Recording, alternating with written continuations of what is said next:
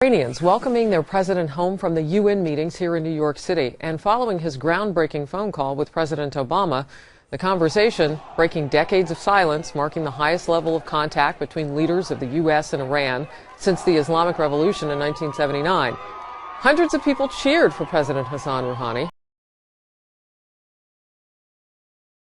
Opponents of closer ties with the U.S. making their voices heard by protesting in the streets of Tehran. Then there's this. Security guards fending off a protester who threw a shoe at the Iranian leader.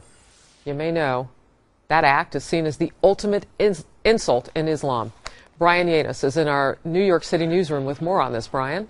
Hi, Harris. You know, it was a 15-minute phone call heard around the world, especially in Iran. President Rouhani setting a more moderate tone than his predecessor, Mahmoud Ahmadinejad, during his first trip this week to the United Nations as president. Rouhani pushing for an expedited resolution between the two, quote, great nations to finally resolve U.S. concerns over Iran's nuclear program.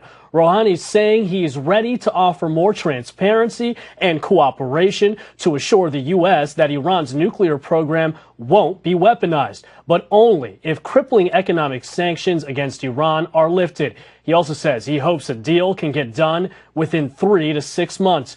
Rouhani was greeted by supporters, some holding banners, one reading "Yes to peace, no to war," while hardline conservative protesters tried blocking his motorcade, chanting "Death to America," while reportedly hurling eggs and tomatoes. Obama also using the phone call with Rouhani to bring up his concerns over the 3 Americans who are being held in Iran, including Pastor Saeed Abedini. The father of 2 was jailed in Iran a year ago for his Christian faith. Earlier today, his wife told Fox News her husband's imprisonment is hardest on their children. My daughter looked at me on her 7th birthday and said, Mommy, how many more birthdays? And it's the second one without him. And just my heart just broke. I know it's 8 years. I haven't really told them that. And I told, you know, I couldn't answer her, but in my heart I knew I would do whatever it takes to bring him home before she had to celebrate another birthday without him. Her husband was sentenced to 8 years, and Nagmi says Obama's call to Rouhani gives her hope that her husband will be returned home soon. Harris? Brian, thank you.